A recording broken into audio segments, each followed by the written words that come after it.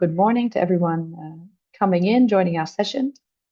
We'll wait a few minutes to allow other people to join, but if you'd like to put in the chat your name, what country you're joining from, your organization, to get the discussion started, please go ahead.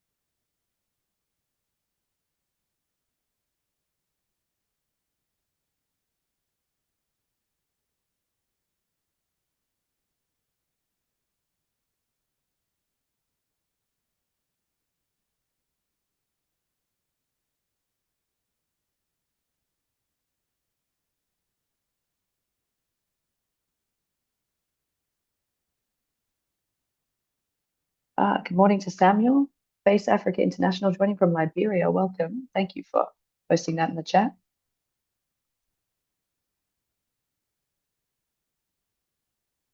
We'll give it one more minute and then we'll get started.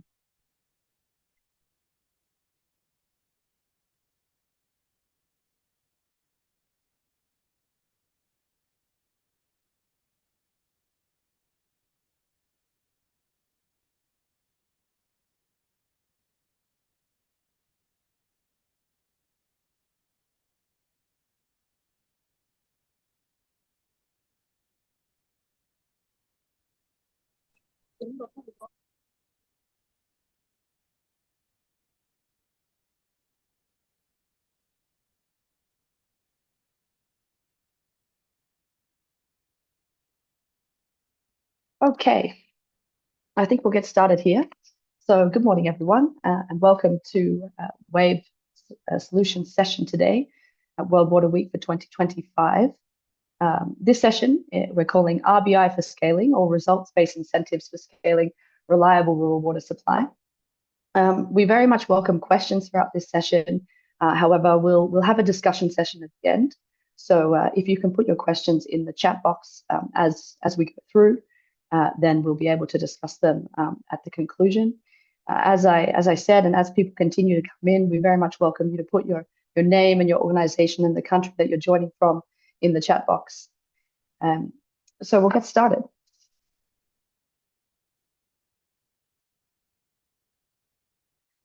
So just an introduction, this session is hosted by Wave Solutions, and I'm joined by three of my colleagues today. My name is Alex Staples. I'm Program and Partnerships Manager at Wave. I've been at Wave for a year.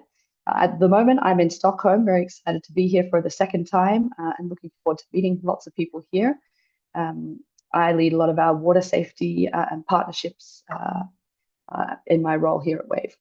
I will hand over to my colleague Faith to introduce herself.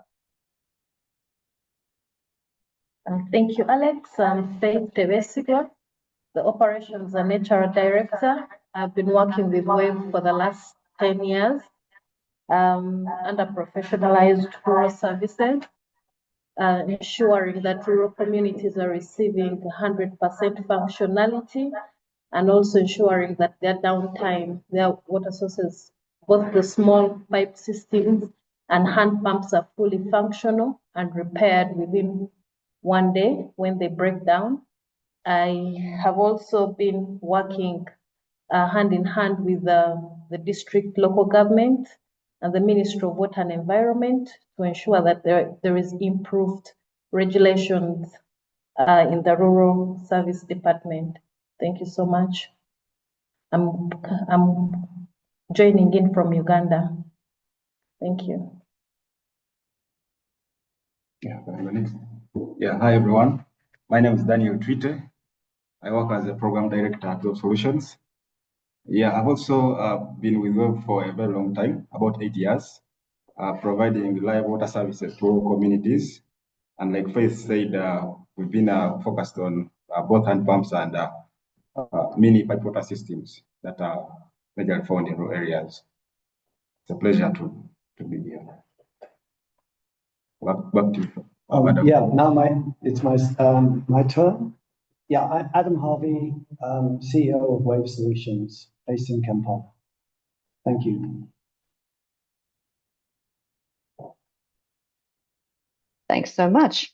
And just to say, just excuse my voice, it is sounding like it's a bit on the way out, but thankfully I'm only speaking for a short time today, and then my colleagues will take over. But kicking us off, just a little background on Whave. So Whave operates exclusively in Uganda since 2012, and we're building and sharing best practice in public service with one clear focus, and that's 24/7 safe water for rural areas. And this is really a two-pronged approach. So first, we model in practice professional service in communities, and this is really to build a strong evidence base. And then second, we work with government on national regulatory structure. So our topics for today, we'll start by setting the scene and how rural water relates to the climate crisis, especially as is the focus of World Water Week for 2025. We'll then look at current RBI models and then move into how this relates to the regulatory framework in Uganda.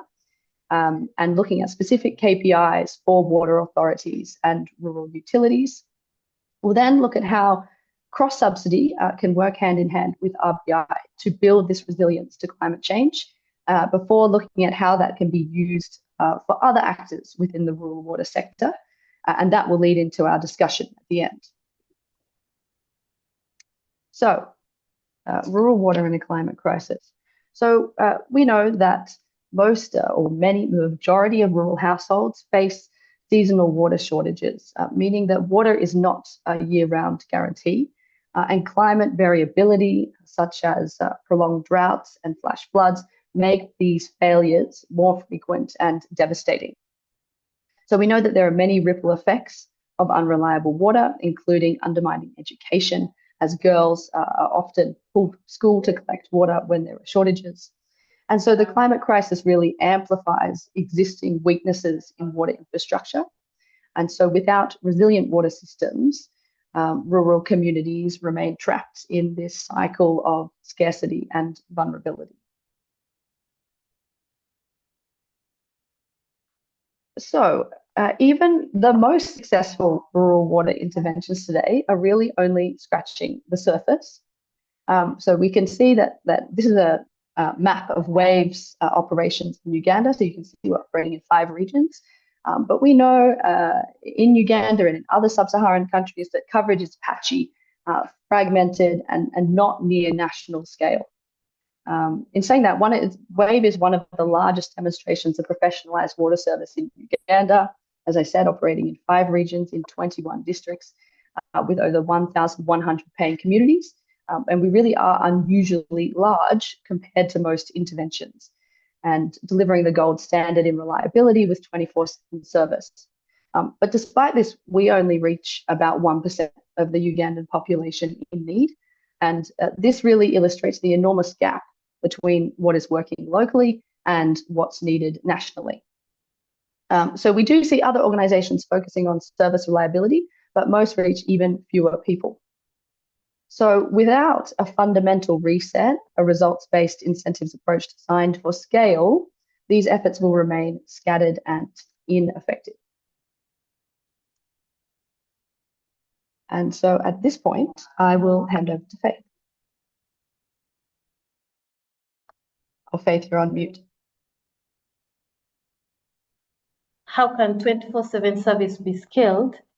Many countries are tackling the challenge through improved regulations, and surely this can only be achieved when government has improved regulations. Uganda is one of the 14 member countries in Eastern and Southern Africa Water and Sanitation Regulation Association, which we know as ESOAS. And we see that Uganda is already leading in the operation and maintenance framework that it has come up with, which focuses on performance, management of regional water authorities through key performance indicators. We also have, it focuses on competition between rural utilities that we locally call the area service providers.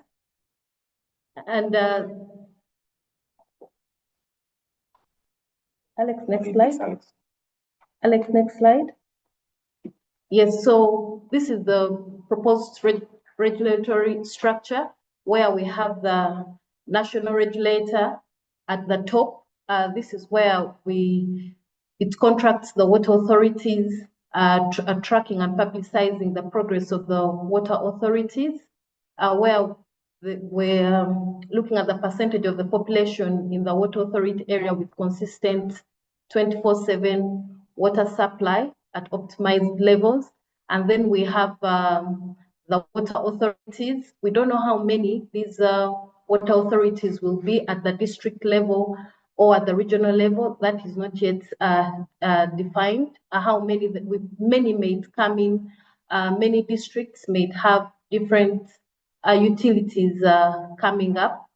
And it is really based on the result-based incentives, where the best utilities are given larger coverage areas to manage, and then those that are not performing well are given smaller, their area of coverage shrinks, because all this is looking at healthy competition among the utilities that we call area service providers.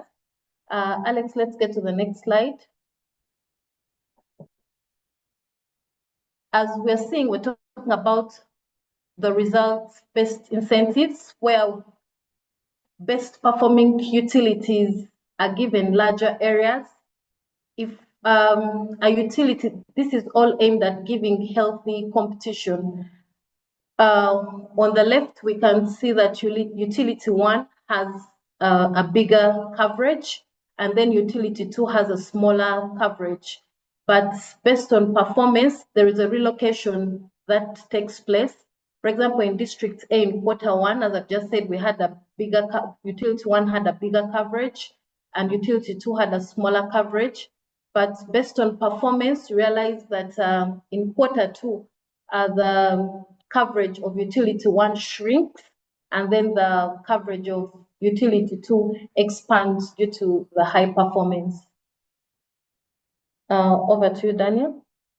Well, yeah, thank you, Faith. Alex.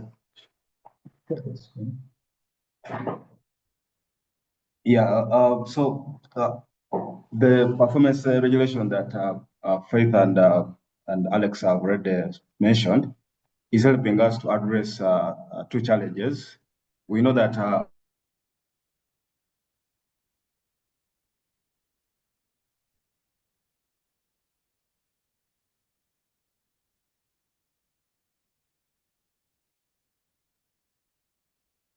Oh, looks like we might be having an internet issue in Uganda.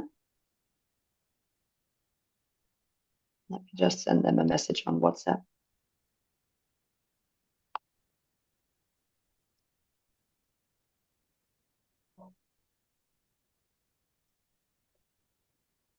Cheers for this.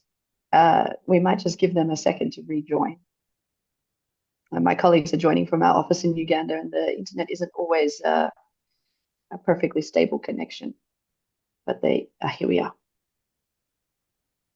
sorry, we are back. No worries. Maybe just start from the beginning, because you went silent for a little while. Yeah, sorry about that.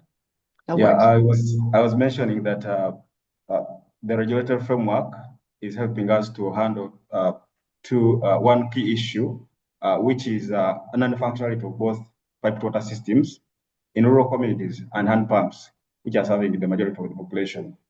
So it's important that there is an immediate shift to reliable supply for both the piped water systems and hand pumps. The Uganda's new regulatory policy puts reliability as the top KPI to achieving reliability, to achieving safe water supply. In other words, reliability means addressing the stoppages within 1 day. So how can we build this reliability at scale is what we are discussing today. Alex, the next slide. Yeah, so achieving this reliability requires publishing performance reports by utilities, by the water authorities. The key performance indicator here is reliability for both the utility and also the water authority. As you can see on the screen, we have two graphs. We have on the left, there is a graph showing reliability of the utility. We have two utilities in that graph, utility 1 and utility 2. So in quarter 1, we can see the performances of each of the utilities, and then the gray bar shows the average performance, the average reliability of both utilities. So the average reliability becomes a key performance indicator for the water authority, which has contracted the utility. And as you can see from quarter 1 to quarter 2, we are seeing that utility 1, its reliability is reducing for some reason from 82 to 55%, and up to quarter 3, it has reduced up to 40%. So the role of the water authority is to use incentives, like Faith has said, to shrink the population served by poor performing utilities to those to the utility which is performing very well.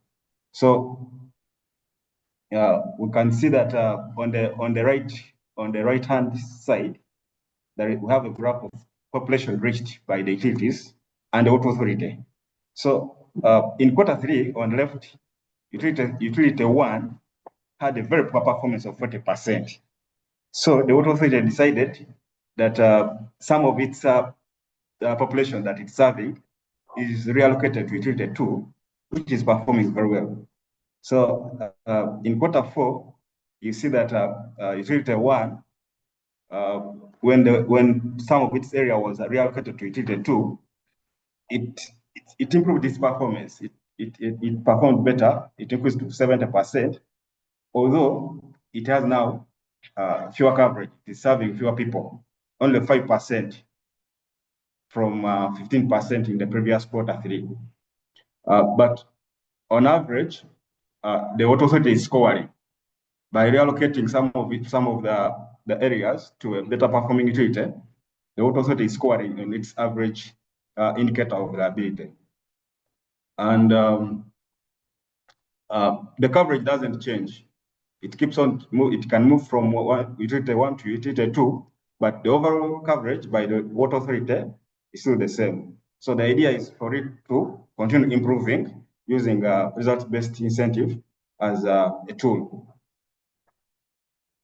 Next slide. Yeah, so these KPIs should align with the joint monitoring program, and the Uganda's O&M framework is actually aligning with the service levels as monitored by the GMP program, the joint monitoring program. So the bit we've already seen it, and another indicator is optimization of service levels, as the water authority and the utilities strive to transition to safely managed water, where everyone has safe drinking water at the premises.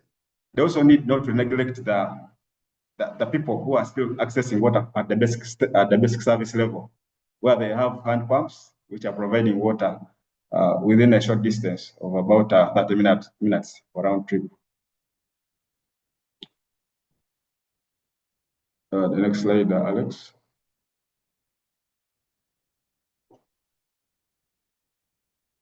Yeah, so the reliability and 24/7 coverage is not the only indicator. Another important indicator is cross-subsidy. Utilities must manage both large systems and small systems. At the moment, that's not happening. Most of the utilities are choosing large systems because they generate enough revenue and they make business sense. But to achieve 24/7 coverage, cross-subsidy is necessary. Utilities must manage both small and large systems. So revenue from large communities diagram is showing that revenue from large communities, large water systems, can be used for subsidized maintenance services in smaller communities, thereby ensuring that everyone is getting 24/7 reliable water supply. Otherwise, if only large systems are managed, then it means that those ones that are being served by small systems will not receive 24/7 supply. They will suffer longer shortages, and they will be, as we know, they will be trapped in the poverty cycle. Next slide, Alex. So cross-subsidy, although quite a new idea, it's gaining support. We have some front runners on this that are piloting this approach. For example, Whave is piloting this regulated model, which promotes cross-subsidy in 21 districts in Uganda. However, scaling this is still a challenge because of the high restoration costs. It requires a lot of money to restore broken hand pumps, upgrade hand pumps, pipe water systems so that we can serve more people. And at the moment, Wave is being asked to manage 85 systems across several districts. And the budget is huge. It requires about $1 million US. Another initiative regarding cross-subsidy is there is a 24/7 group in Uganda, which is constituted by Wave and other emerging utilities, and Wave is helping helping these other emerging utilities to also pilot the regulatory model. And the royalty is also growing support, and with this support of with this implementation of the regulatory framework and the cross-subsidy, we think more vulnerable communities will be they will be more resilient to climate change, as the subject is. With more access to 24/7 reliable water supply, the communities suffer less shocks from climate change. I think the next part is for Adam. Adam will take us through the actors that are needed in this regulatory model. Yeah, thank you. Yeah, thanks, Daniel. Thanks, Faith and Alex. Yeah, so I think that Daniel's described the third sort of key KPI, and we've noticed that this performance regulation system does not apply only to utilities. We've already seen that the water authorities themselves are comparatively measured in their performance, and we saw that in population reached with a high level of regulated water supply 24/7. And then, you know, the challenge is quite considerable because we find that there are other actors whose influence in achieving the objective of universal safe water supply and reliable safe water supply to create resilience. The other actors are very significant players, and if they're not somehow incorporated into a clear performance system, the indication is there isn't much progress. And we can see here that we all know that vote-seeking politicians are promising free repairs, which are often not very good, and we get breakdowns very shortly after quick repairs have been done. There's a lot of construction done by central government, which is also not necessarily organized in terms of the operational maintenance that follows and functionality.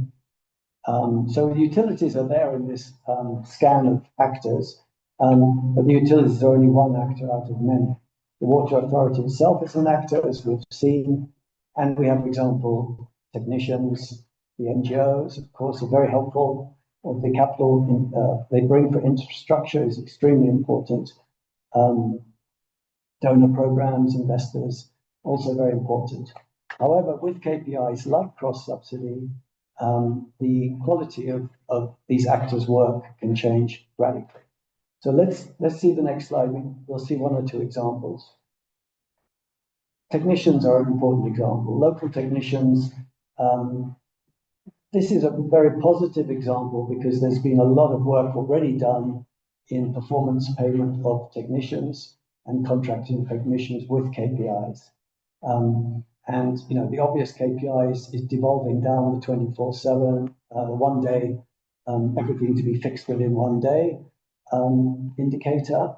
And if technicians are paid according to that indicator, we have a very good solid example of result-based finance actually working positively. And we've seen very, very high levels of reliability as a result of performance payment contracts with technicians. Preventive maintenance, of course, can be rewarded, and in this way, and a lot of training. We found that it does require continuous refresher training, but it's very cost effective.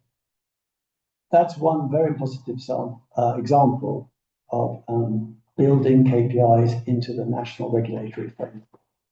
So next slide, I think we move to water user committees. Critically important. What Daniel was saying about pipe systems and hand pumps both suffering functionalities is very important.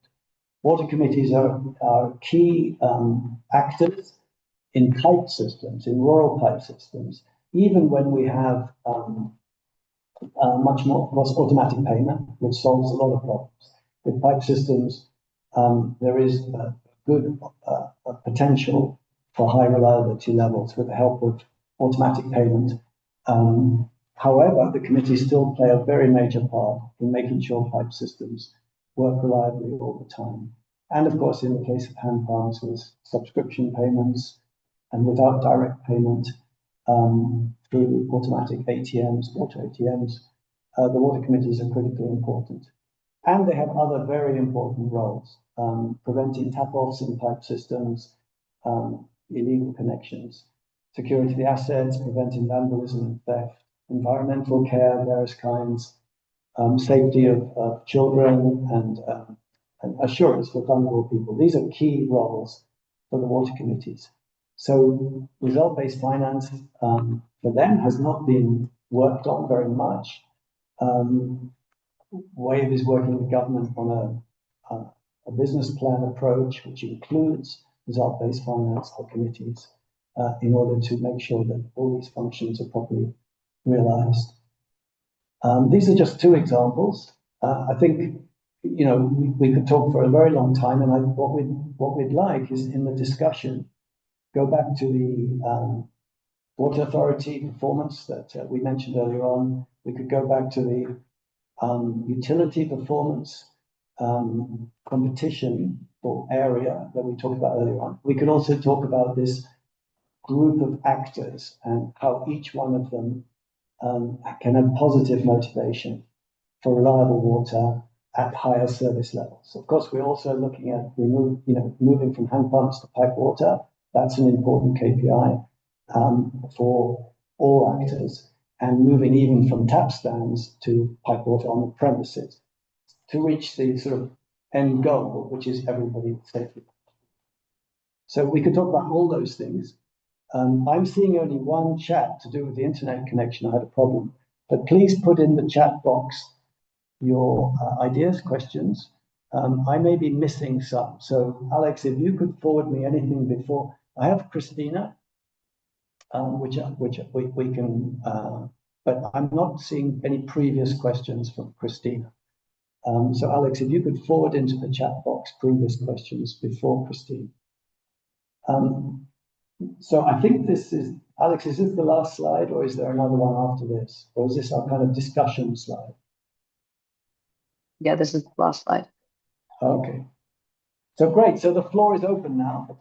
We can jump back to any previous slides if you ask to see. If anyone would like to ask to see a previous slide, I can see two questions now, and I'll try and allocate the questions to whoever can best answer them. And of course, this is discussion, so please also raise your hands. It's nice if you can write your comments, but also if you want to speak, So I'm looking at Christina, understanding the incentives proposed. Are the incentives just about larger areas to manage? How will a utility be able to adjust their budgets to manage? That's a good question. They're growing or shrinking quarter to quarter. Yes, that's extremely important question.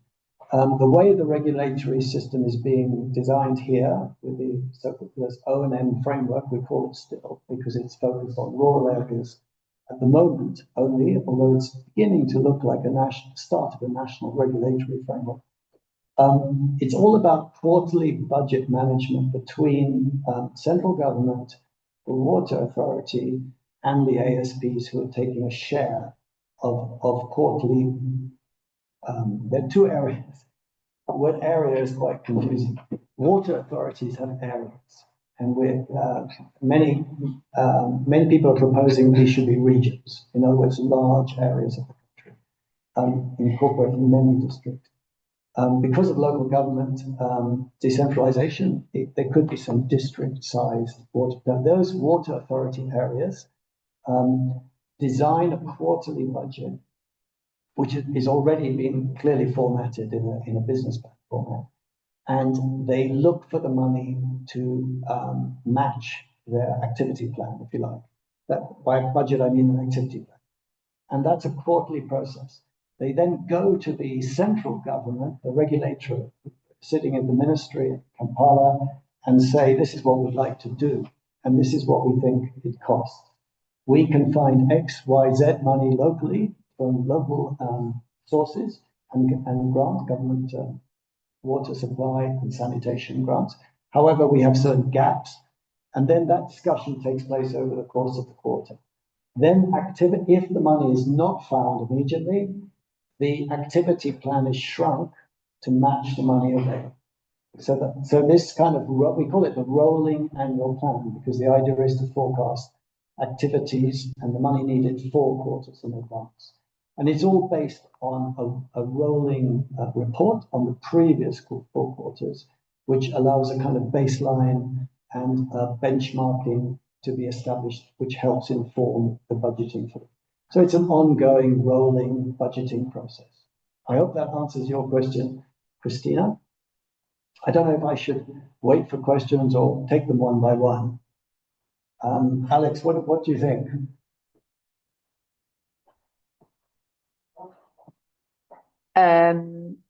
When you say wait for questions or take them one by one, you mean from the chat box? Yes, I'm looking at the chat box, but whether we should open out beyond the chat box, ask for hands up, or whether I'll simply follow the chat box one by one. And then, Christina, if I haven't answered your question fully, please, write in again or put up your hand. So I'll take the next one. Could I ask the challenges around groundwater abstraction, accessibility, and availability?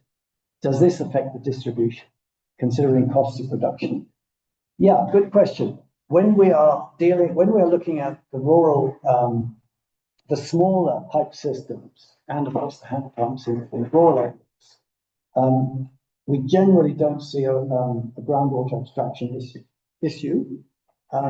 It's only when we're talking about certain areas of the country, because Uganda is really blessed with good, what seems to be through various studies that have been done, very detailed, rigorous academic studies, seems to be quite well blessed with reliable groundwater. But of course, there are some areas where it's very difficult to find groundwater. These are relatively small areas in Uganda. And then, of course, there are big programs for water transport from the lakes to those areas, and large funds there's a big Japanese government-funded program for transport of water. So that's a good question, and there are a lot of questions around it. However, when we're focusing to begin with on solving the rural community, the smaller rural communities, which actually are more than half the population, so it's an important problem, we're not finding that to be a main obstacle. So I'm now looking at type of incentives proposed for sustainability. Yeah, sustainability is a very good point. The purpose of the rolling budget is to move away from, obviously, from dependency over time as tariff setting starts to reflect cost effectiveness. So as the size of the operations get bigger, the cost per sort of cubic meter of water provided reliably gets less, and the tariff, the normal accepted fees for paying for service start to match the cost, and then we have sustainability. So one of the points of reaching everybody isn't just that it's a good thing to reach the poorer communities and make sure the girls are getting to school, the poverty cycle is broken and climate resilience is there, but it's also for economic reasons. It allows us to reach financial sustainability because then the fees that are being charged, because as the communities become more stable economically, these are affordable fees, match the costs. And that is a genuinely achievable end result. I'm looking now sort of down, we're getting some questions and I'm losing track.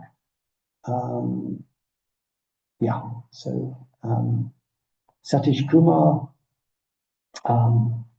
and to connect and expand professional network. Okay, that's great. Thank you for sending your LinkedIn connection. We'll be in touch. And then we have Ahmed from Sudan. And then we have a question from Kozi Seli. What measures are put in place to ensure that the infrastructure is protected? Oh, yes. This is why I said the committees have such a key role. If they are not motivated to prevent theft and vandalism, we see very poor results in water supply quality. So the motivation of those committees to function as guardians of the assets is critically important. And what we're finding in these very small communities, most of which are still dependent on pipes. But even in the case of small pipe systems, in fact, in both it's the same. It's really important that they are earning some money from the water supply, from the reliable water supply, and therefore they have a strong incentive to keep the system working. So the integration of water committee income to pay their expenses, taking care of people and of assets, is a critical part of the financing that we're doing, and we built that into our regulatory business plan. I have concerns about the chosen incentive. Healthy competition, when strong performance will be rewarded, could lead to monopoly. Yeah, that's a good point. The whole point is not to have monopoly. These proposals that we are working with government now, and with our association of emerging utilities, are precisely to get away from the problems of monopoly. There is a strong tendency for a top-down arrangement where one organization becomes the water authority for the whole country, and that organization is supposed to have performance indicators, but actually they don't work because there's only one service provider contracted to them, and therefore if they perform very badly, there's no one else to replace them with. The whole point of these proposals is to have a number of competing utilities so that it is possible to benefit from competition. Not only do the ones that are seeing their areas shrink have a strong incentive to get better, but also there's a quick way of moving from one utility to another, because they're active, they're there, and they know that they could be. What the issue really is about asset control. So we're building into the regulatory department of the ministries, working very hard on building asset controls so that as utilities change over, there isn't any loss of asset. But that's a good question. But yeah, it's really moving away from monopoly we're talking about here. Who manages the data? Very good question. And auditing, very good question. There are challenges, yes. We're not seeing that there's a very slow progress to centrally managed data. It's been very, very slow. Uganda has seen many, many years of good quality windows on performance.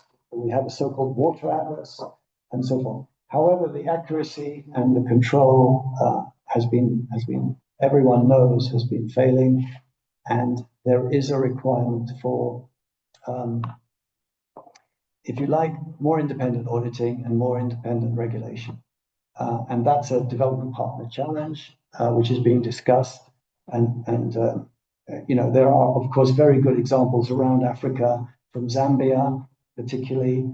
So we're looking at that that's a regulation challenge. Can the regulator be, to some extent, one step aside and have independence on controlling quality of data? That's a very important part of the process. The next question, do you collaborate with other organizations? Yes, the answer. For example, in Parakitgum, absolutely. One of the things that we've been doing now for many years is working in an association of emerging utilities. So the government wants to contract utilities. We call them area service providers here, and it wants to contract on a performance basis. So what we've done is we've built an association of emerging utilities, and there are now a good 4 or 5 good organizations, locally registered Ugandan utilities, that are building their catchment areas. And Parakitgum is kind of a little bit next in line. I think the initiatives near there in Lango area should have an impact in the Parakitgum area very soon. But I would advise you to get in touch with us, and we'll put you in touch with the emerging utility in the northern, the government's northern region, where and there's definitely potential to work there. And then we have another question from Akui. How do you utilize the surface water and rainwater? Yes, it's a good question again. There's tremendous rainwater potential in Uganda, and smaller rural communities do use the rainwater. They use it in a fairly inefficient way, and there are very good initiatives on low-cost roof water harvesting, whereby very simple gutters can be clipped onto tin roofs, and simple collection in containers to kind of increase the efficiency, the cost efficiency, and extend the period of time in which the rainwater can be used. And we actually, Wave does work on this. We've worked on these initiatives, and we're helping to get them going. So that becomes an important extra source of water, in addition to these small pipe systems run by utilities and in the government regulatory framework. And for schools as well. The problem has always been, again, maintenance has always been a big issue. And we see so many school roof water systems, rainwater systems not working for no really good reason. And so one of the things that we're looking at is the utilities, including in their contracts with local technicians, performance payment of keeping rainwater systems working properly in institutions like health centres and schools particularly, but also in domestic homes. So I don't know how we're doing for time, but please get in touch with us. Alex, could you put our, I guess your best thing would be your email address in the chat box. And yes, fine. We still have 15 minutes. I can see there's still a few more questions. Yeah. Okay, great. So we have another question. Do water user committees work? As a water user in Kenya, I don't feel my contribution. Yes, this is a very good point. I don't know. As a water user in Kenya, the way you've written it, I don't feel my contribution. Maybe you meant, I don't know if you meant this, I don't trust my contribution through this channel. That's a very important point. One of the main reasons why Uganda moved to O&M framework, what we call the O&M framework here, is because there was a general recognition that people don't like paying fees, service fees, for maintenance of their water supply system through a committee. It's too difficult for that committee to use the money correctly. There's too much kind of looseness in the system, and people don't trust. That's why in pipe systems have such huge advantages. Pipe systems not only allow water to be made safe through, if necessary, when necessary, through chlorination, inline chlorination much more easily than any kind of hand pump system, but also it's easy to put automatic payments. So when you have a pipe system, it's relatively to avoid putting money through a committee at all, and money can go directly to the service provider. In hand pump systems, it's been very difficult to replace the committee with direct payment systems. There have been lots of technology. Practica is working on a token tap, which we hope will solve that problem. So I would recommend you talk to Practica, which is a Netherlands NGO working on this. Whave has worked on this. We use a lot of automatic payment systems for hand pumps, which potentially do work, but we're still in the process of really getting them to be fully cost effective. But you're absolutely correct. And so one of the solutions there is to give the water committee proper incentive to manage the money flow into the utility correctly, which effectively means that half the money collected is expenses for the water committee. And then we're looking at strong incentives for the other half to genuinely go to the utility. So we're working on it, but it's a very good question. It's a huge problem, particularly affecting hand pumps. How much water user charges are collected and are they sufficient for day-to-day operation? Yeah, at the moment, no. It's because of the confusion in the sector and the lack of regulation, it's been very, very difficult to collect sufficient fees.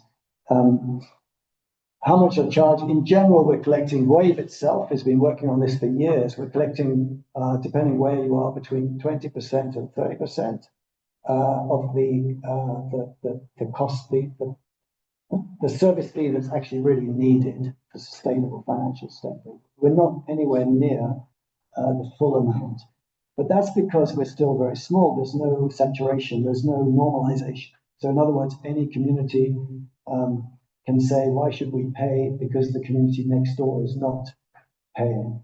And of course, there are many organizations offering free repairs, many organizations who say, well, we've got funding to repair broken pipes and broken hand pumps, and it has to be spent very fast in the next 2 months. There's no way we can wait for proper utilities to sign in and so forth. We don't have time. So that pressure from really from the donors, that money has to be spent very fast, is one of the problems for us to get to normalization and scale. And it's one of the actors. The donors are an actor, a very important actor. You can see them on the slide here. And the donors really should move to what we call CapEx care, which is where money is only spent on repairs and rehab and new construction when the maintenance system is firmly in place already. So it should be a precondition, CapEx care. And actually, that's been a government rule for 20 years. It's just not one that's complied with. So that's a very important example of KPI for an actor in rural water. Yes, and Alex has put in her WhatsApp number and her Adam, email address. Adam, I think there's one last question that I think you missed. Just if you scroll back slightly before Alexis, from Christina N. Oh yes, okay. Okay, so how is a utility able to manage to grow or shrink their staff? Good question. Quarter to quarter, to manage their adjusting scopes work. How will the utilities pay for these varying costs? For example, they lose responsibility for one of the more profitable schemes that is helping to cross-subsidize. Yeah, that's obviously a huge issue. I think it's not, it's not that unusual a situation. This is normal. Shops, restaurants open and shut all the time. And what will happen, from our experience, is that only the utilities that have the capacity to work in more than one place are the ones who are going to be able to accommodate these variations. So in other words, if a utility, or they call it area service provider here in Uganda, starts up in one district and takes care of 5 pipe systems, 2 or 3 of which might actually generate some revenue and allow for some cross-subsidizing. That's all very well. But if they then perform badly, then they will be taken over by another utility.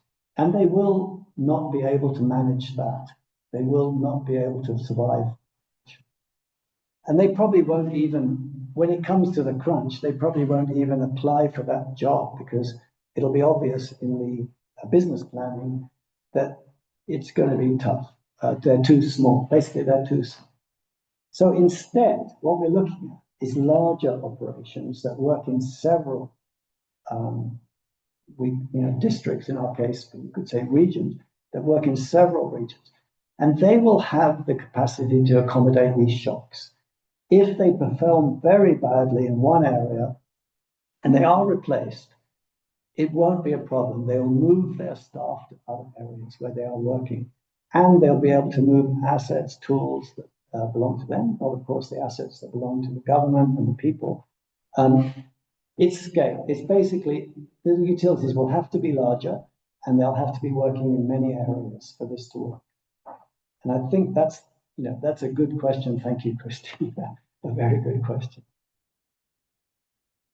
And ongoing subsidies, yeah, I think we can't avoid that, the whole process. I think the interesting thing about subsidies is, if you look at the amount of subsidy that's actually arriving every year, every month, and you look at the cost of the kind of budgets we're generating for this regulatory system with the regulator at the Ministry of Water, actually, enough money is already flowing into the country to subsidize, to kind of, it's not so much a permanent subsidy, it's a startup cost. This regulatory system we're talking about does require money to start it. There's no doubt about it. The incentives we've talked about for water user committees, for example, require money. The conversations with donors to try to get them to adopt CapEx care and follow government rules, which we're now calling CapEx care, that costs money as well. So there is a huge startup cost. But I think we shouldn't call it a subsidy. We should call it a startup cost. Because when you plan forward, you can see that eventually service fees do, and some government finance as well, and cross subsidies possibly from urban, eventually from urban water organizations, do actually create financial sustainability. So there is a startup subsidy issue, yes, definitely. Okay, I think you've addressed all the questions in the chat. So thank you very much, Adam, and thank you everyone for posting your questions and participating in the discussion. I think we can conclude our session here, but I've posted my contact details in the chat box. I think we have one more slide as well that just covers this. You can also read more publications on our website, particularly recent work on contribution to the tariff study for the Ugandan government, as well as our district water introduction to contracts training guide. And if you're around this week at Stockholm and would like to connect, yes, my WhatsApp is here as well. But otherwise, enjoy the rest of the conference, and we look forward to seeing you again probably next year. All right. Thank you, everyone. Bye.